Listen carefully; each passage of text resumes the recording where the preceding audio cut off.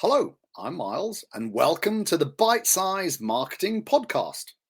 This is an episode in a series that aims to make marketing easy to understand and simple for businesses of any size to implement. I hope you enjoy. So, I think I'll give you a little background for those that don't know me. My name is Miles Phillips, and I'm the proud owner of Miles Marketing. Some background: for the past 30 years, I've worked in corporates. In the mid-1990s, I worked at Adidas UK, where I had a lot of fun, and I looked after adventure and alternative sports, skateboarding and BMX. I know I don't look like a skateboarder. Well, I wasn't, but I was in my mid-20s, so it was a long time ago. Then in the early 2000s, I went to work for Ladbrokes in the retail operations. And then I went to work at Coral, where I ran their retail operation, which was extremely busy. For the last 18 years, though, I was the chief operating officer of a joint venture between Ladbrokes, William Hill and Coral, where we supplied products to the whole of the betting industry. So I dealt with over 10,500 shops across the UK and Ireland. The products that I managed turned over billions of pounds for the industry, and I managed millions of pounds of marketing budget each year. But now, Miles Marketing, what do we do? Well, I specialize in helping small businesses bring some clarity to their marketing strategy. I mean, I'm a straight talker, and I like to make things as sort of simple, and I try and be as pragmatic as possible to really help those business owners not only get the most out of their budget, but the most out of the resources that they have available to implement any marketing. As far as today's concerned, I'm going to share my top 3 tips for any business. So I've made sure that these are not specific to any sort of industry or genre. They will apply to any business. And I'm going to stick my neck out here and say that if you don't do these top 3 tips, and if you do apply them, then you will save yourself time and money. So there we go. There's the intro to me, all done in under 4 minutes. So the bite-sized thing continues. So like I say, be busy in the chat. I will catch up with it when I take a breath going through. So with no further ado, let me crack on with my first top tip for small businesses. This is all about defining your brand identity, right? You need to understand who you are and what you represent, right? Now, what is included within your brand identity? Well, we're thinking about things like your brand values. Yeah, I refer to this as the DNA, the very heart of your business. It really should be what drives you and makes you tick. We can then go on to things like tone of voice, how you want to be perceived. We all know perception is reality, and we've all experienced when things aren't represented like they should be. You can also include in this things like USP, your unique selling proposition or point or product or any other P that you want to include. But it's all about what you hang your hat off. So what is your specialism? What makes you unique? And place that front and center. We can throw a whole lot more into a brand identity. We can even talk in this day and age about sort of the hashtags that you use, the meta tags that you use throughout your website, your strapline, anything really, if you like, that's outward facing. But the big 3 are your values, your tone of voice, and your USP. Now, some people, and I would say old-fashioned people really, they tend to think that this is like the fluffy stuff and that it's unimportant for small businesses to be focused on. I'm going to say that actually I think it is pretty much the most important thing to nail early on, because if you get this right, it will save you time and money. Now, you should already know your mission, your vision, your why, right? I'll take that for granted as read. But when it comes to your values, this is all about what you stand for, right? Like I say, I refer to it as your DNA. It should really run through everything that you do. A very common question I get asked is, should my values represent me as a person, or should they represent the company? And my answer to this is quite clear. If you're offering, say, personal services like I do at Miles Marketing, then most definitely the values need to represent you because you are the brand. But if, let's say, innocent smoothies, as an example, you've definitely got an image that you're trying to portray there. So the values need to align more with the company and the approach that you're trying to take. Values, they're very, very personal, but try and make them clear and try and share them. Once you've identified them, don't just stick them in a bit of paper in the drawer. Put them front and center, get them on your website, relay them to your staff. If you can, start recruiting in line with your values, then see where your business goes. So there's your brand values, identify them, spend time doing it. It is very, very important. Why is it important? Well, how many times have I heard, Miles, I'm not happy with our website. We've had to redo it 3 or 4 times and I'm still not happy. Or I'm not happy with our social media. The person doing it just doesn't get it right. Or I asked the designer to do us a brochure and I'm not happy with it. The thing that these comments all have in common is they haven't briefed or shared what I refer to as a brand Bible with the third party. They're pretty much doing it blind or putting their own interpretation on what they think your value should be or what they think your tone of voice should be. That's why it's important. That's why it'll save you time and money if you're crystal clear with your suppliers as to what your brand identity is. So that's your values. When it comes to your tone of voice, like, I'm trying to make this simplistic so that you sort of get it and you understand. But even if you just identify 3 things that are you and then 3 things that are not you, that's just as important to someone who's trying to create a piece of marketing for you. So just sort of think, are we sort of fun or are we serious, right? Just by giving that little example to someone will allow them to sort of write the copy in the style or make the graphic in the correct way. And the last thing I said was USP, your unique selling point or proposition. This is about what makes you unique and what makes you stand out from the crowd. So place this front and center. Okay, make sure that outwardly in all of your communications, you keep banging home your USP. Make sure it's in people's faces. Make sure that your website represents it. So another sort of example, if you like, as to why these things are important. Let's say you've got a website. Let's say that you're a family business and you hold that family value really sort of close to your heart. Does your website represent those family values? Has it got a picture of the family or the team on it? Or does it have generic stock shots that look sort of a little bit corporate and not represent you in the right way? So I hope you sort of understand there that what I'm trying to get across is that spend the time identifying who you are, and then not only for the third parties, but also for the people that work within your organization, they get a real sense of what you stand for and how you want to be perceived.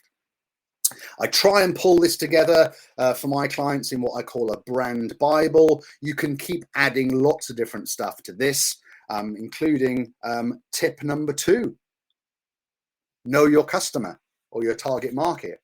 Okay, so again, this applies to everybody.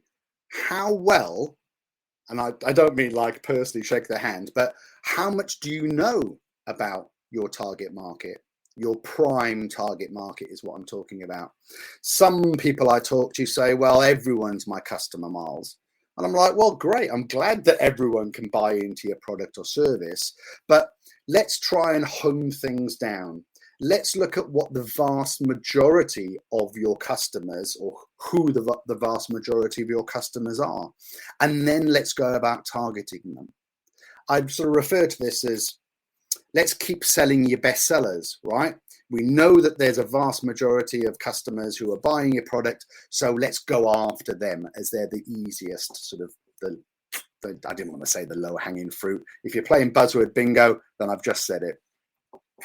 So, you don't have to just have one target market. You can have lots of different target markets, but I would suggest start off with a primary and secondary target market. Get granular when you're doing this, okay? A few years ago, let's say pre the boom of the internet, we had very sort of vague avatars of our target market. Now it's so important to go granular and go deep with exactly who your customers are. And why do I say this? Well, when it comes to the algorithms online, we can now be very specific in who we're trying to reach with, for example, let's say a PPC campaign, Facebook as an example.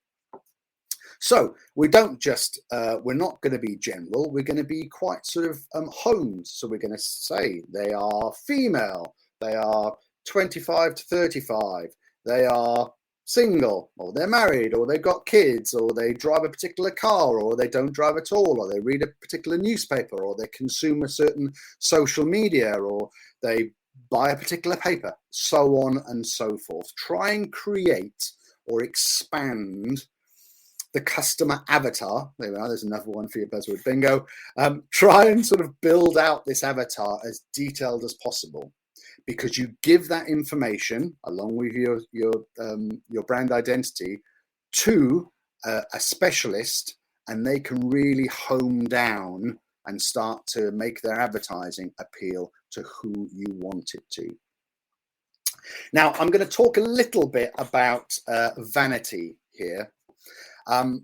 Try your best not to get caught up trying to attract the vanity customer, right? And I'm talking about the customer that finds you organically because you've done your SEO right, or finds you through your social media, never met you before. These are the vanity customers. They're pretty much like unicorns. I mean, I'm not saying that they don't exist, but they are pretty rare, okay? So from my point of view, let's start targeting the people that we know are already engaging with you, because that is your best way to increase your sales. There we are. We're 15 minutes in, 14 minutes in, and we're already moving on to tip number 3.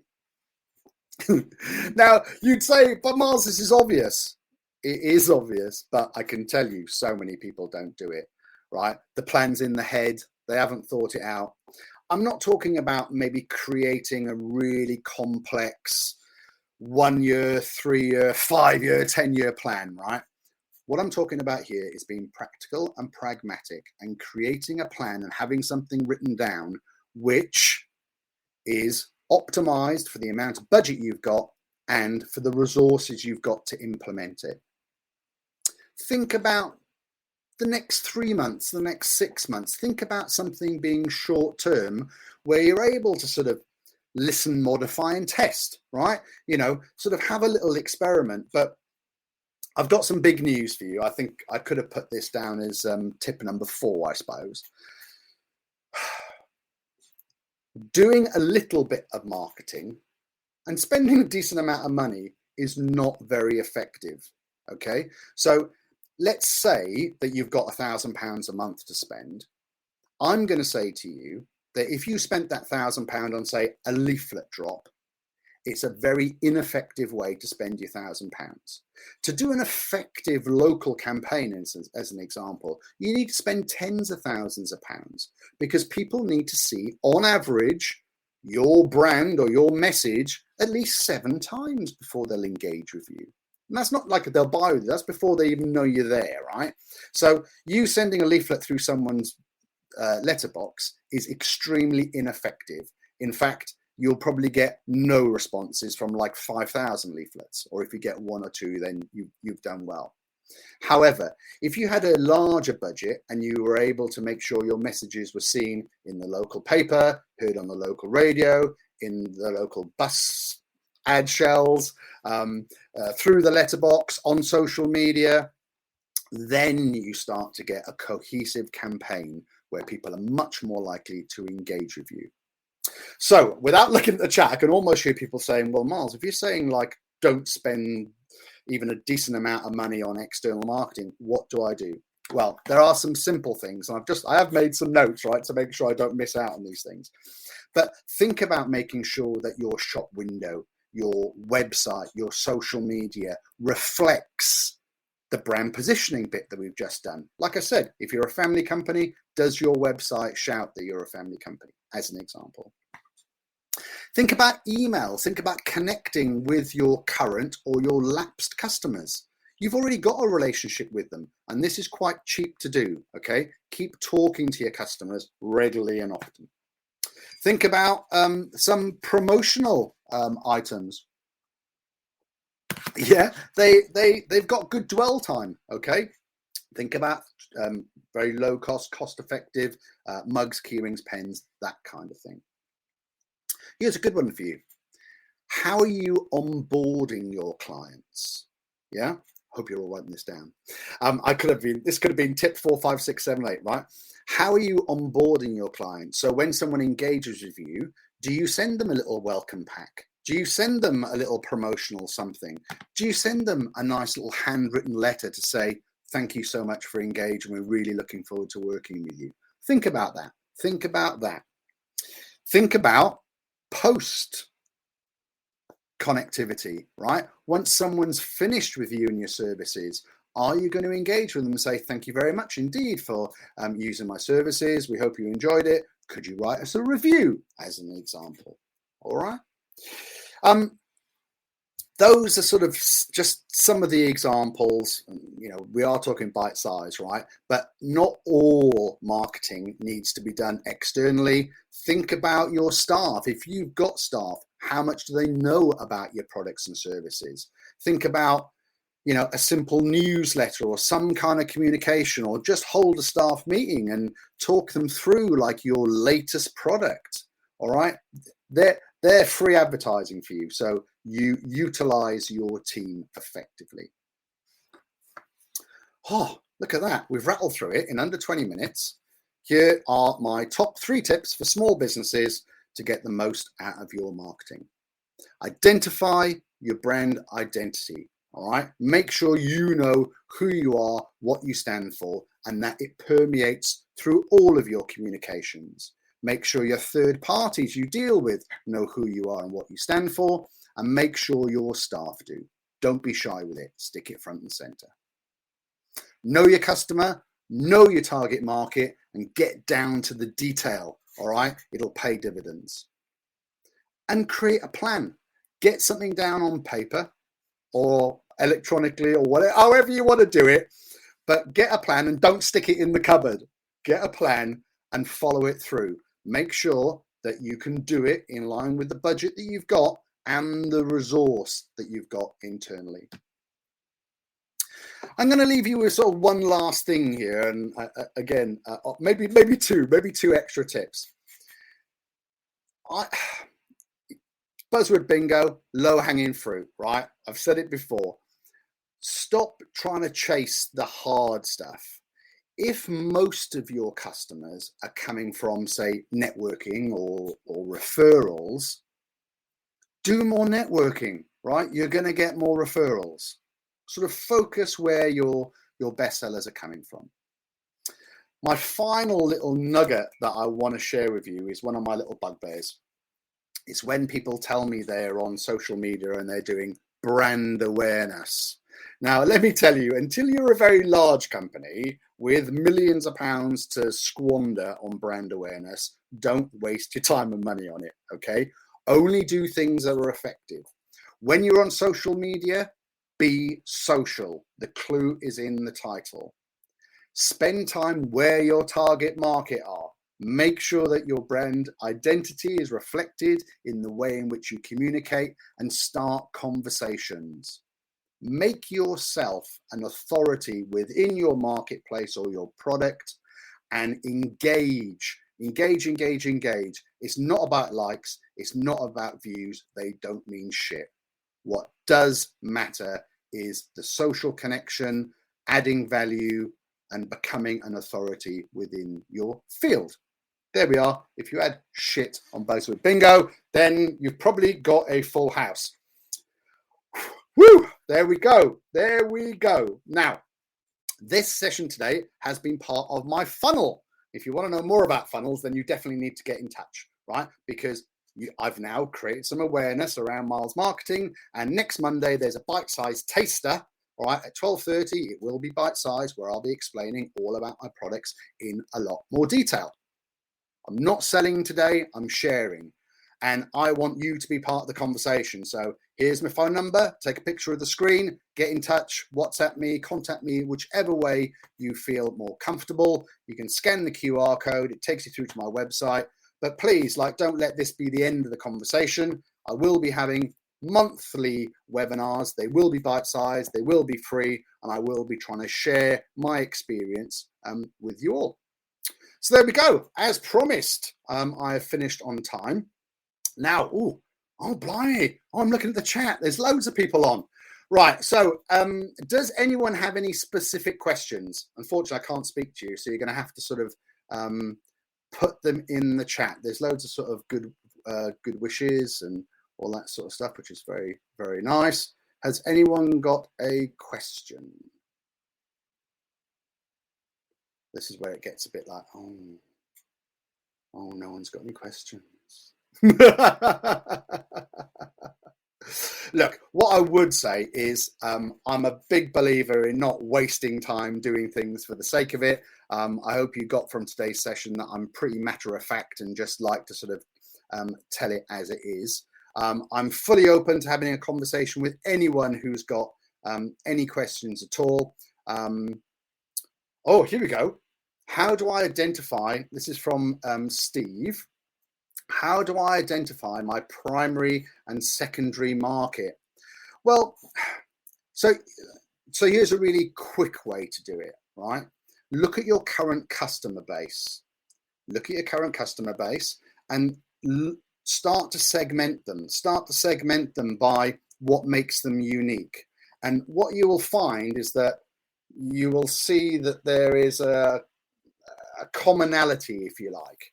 So make sure that you get the detail out of your customers and make sure you analyze the data. I mean, you can use a fancy spreadsheet if you like, but you'll find things that are common. And when things are common, then stick them in the same bucket.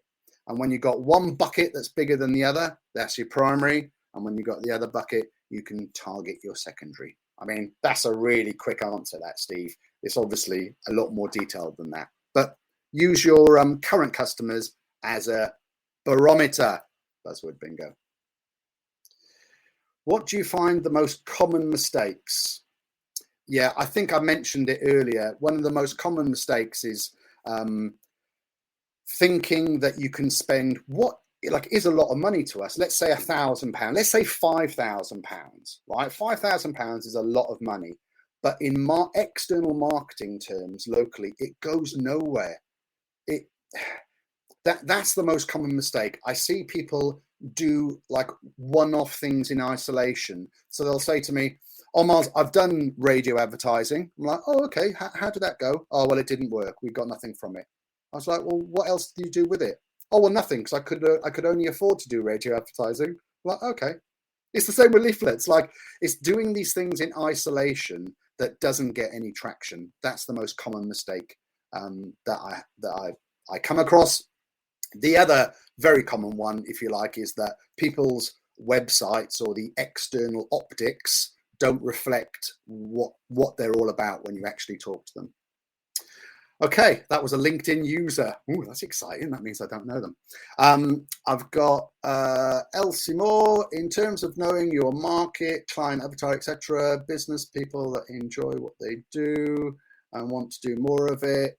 Too vague to focus on? Well, it is, but sort of drill down on it a little bit more. I think that I don't want to get all Bennett Brown on us all now, but with the universe, were you putting out there what you attract back? If you sort of if you've identified properly who you are and put that out there, then you will attract the like-minded people towards you. Just having a very vague sort of business people, well, business is really big, right? So think about chunking it down into certain industries.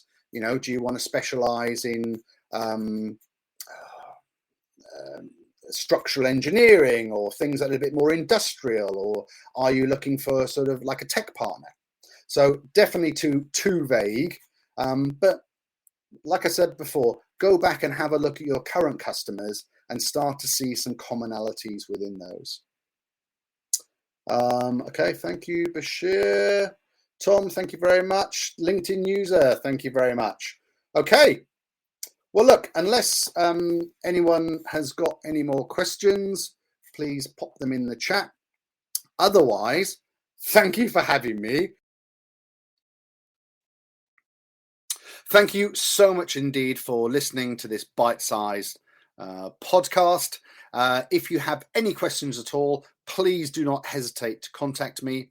You can email me on miles@milesmarketing, all one word, .co.uk, or why don't you send me an inappropriate GIF? You can do that on WhatsApp. It's +44 754 069 5785. And however you get in touch, please do let me know what you think of the podcast. Let me know if you put any of these tips into action and what the outcome was. So I hope you have enjoyed this, and I'll see you next time.